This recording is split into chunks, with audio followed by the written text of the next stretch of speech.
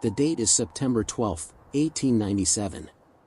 Imagine standing on a rocky, wind-swept ridge in the middle of nowhere.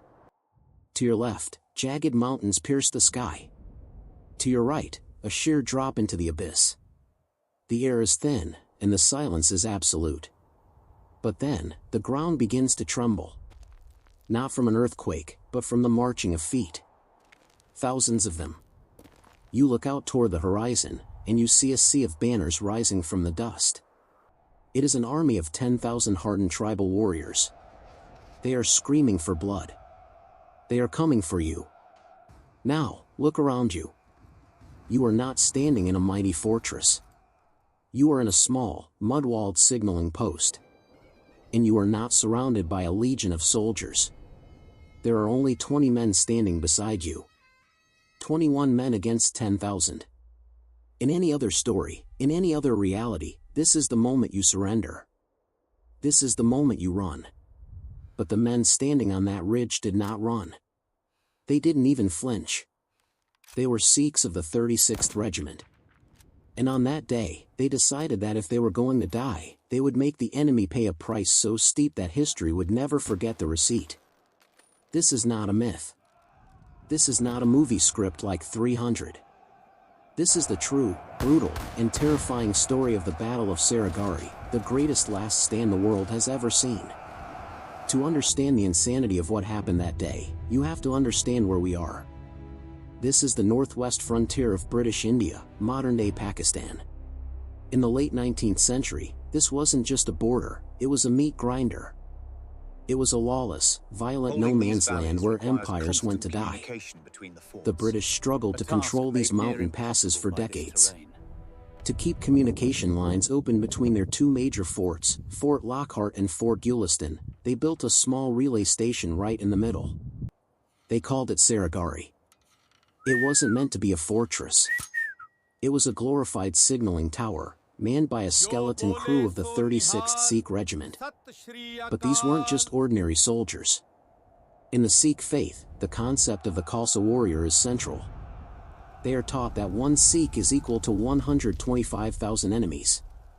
It sounds like hyperbole, a metaphor for spiritual strength. But the men stationed at Saragarhi took it literally.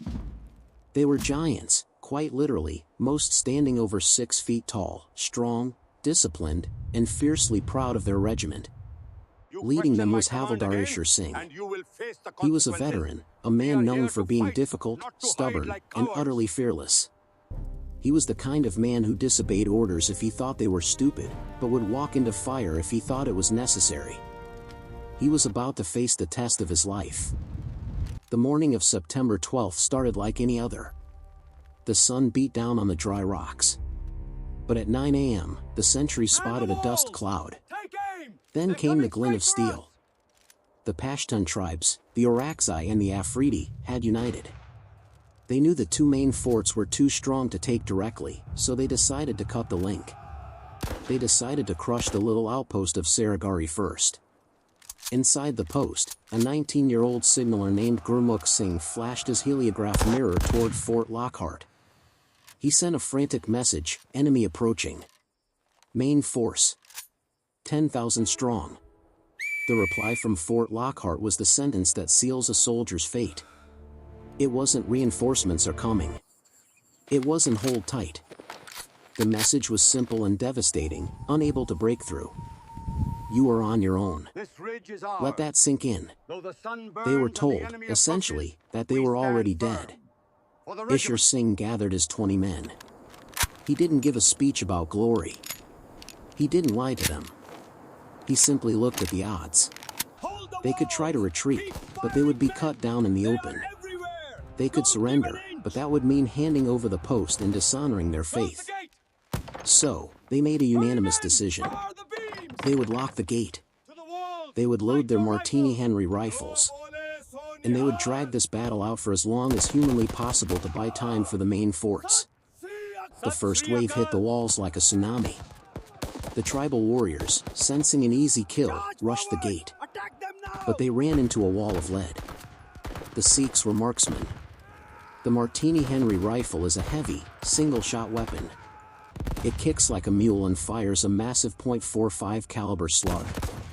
In the hands of a panic-stricken amateur, it's useless. In the hands of a disciplined Sikh, it was a sniper rifle. For hours, the 21 men held back the tide. They fired, reloaded, and fired again. The heat was unbearable. The smoke from the black powder filled the tiny outpost, stinging their eyes and choking their lungs. Every time the enemy tried to climb the walls, they were shot off. The bodies began to pile up around the perimeter, creating a grisly ramp of corpses. Seeing that a direct assault was suicide, the Pashtun commanders tried a different tactic. They offered wealth. They shouted over the walls, promising the Sikhs safe passage, gold, and high ranks in their army if they would just open the door.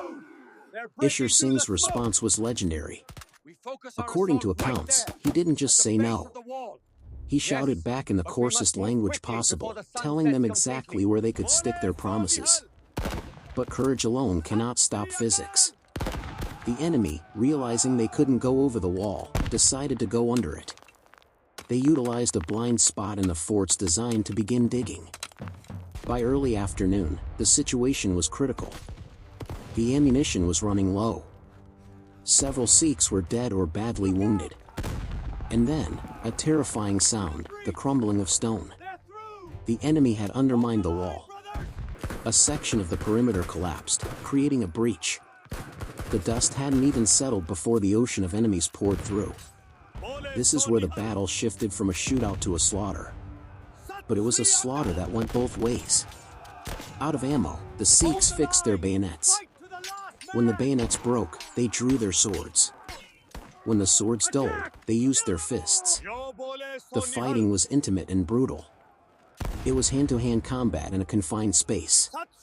One Sikh soldier, Lal Singh, was reportedly wounded, unable to stand. He lay on his back on his cot, shooting anyone who came through the door until his last breath. Ishar Singh, the commander, seeing the outer wall was lost, ordered the remaining men to fall back to the inner line of defense. But someone had to cover their retreat. Ishar Singh didn't ask for a volunteer. He did it himself. Imagine the scene. A single man, battered, bleeding, his turban unraveled, standing in the doorway between the outer and inner courtyards. He charged into the mass of thousands with nothing but his sword and his revolver. Reports from the enemy camp later stated that this one man fought like a demon. He slashed and parried, holding back the entire horde for precious minutes. He killed over 20 men in close quarters before he was finally overwhelmed by the sheer weight of numbers. But he had bought his men time. Now, only one man remained alive. The 19-year-old signaller, Gurmukh Singh.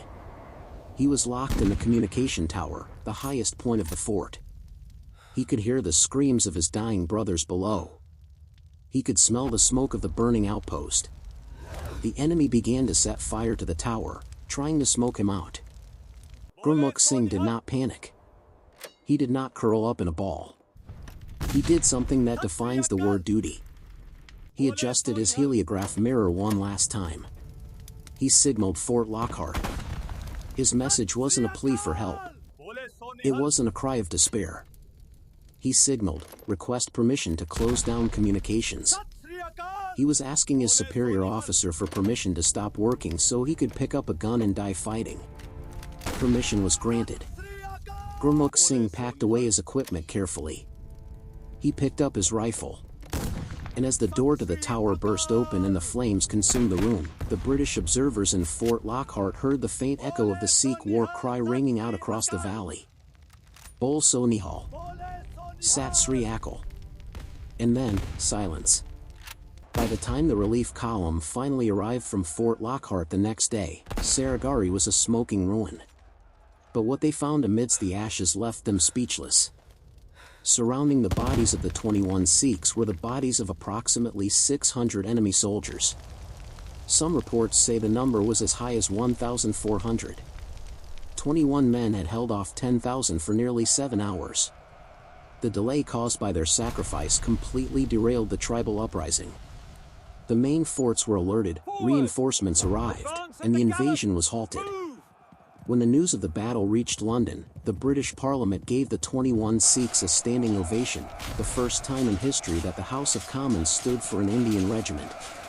Queen Victoria herself awarded them the Indian Order of Merit, the highest gallantry award available at the time. But medals and titles are just metal and paper. The true legacy of Saragarhi isn't found in a history book. It's found in the answer to a simple question: what makes a human being stand firm when death is a certainty? It wasn't for an empire that treated them as subjects. It wasn't for pay. It was for the brothers standing next to them. It was for their honor. It was for the belief that how you die defines how you lived. The 21 men of Saragarhi proved that courage is not the absence of fear.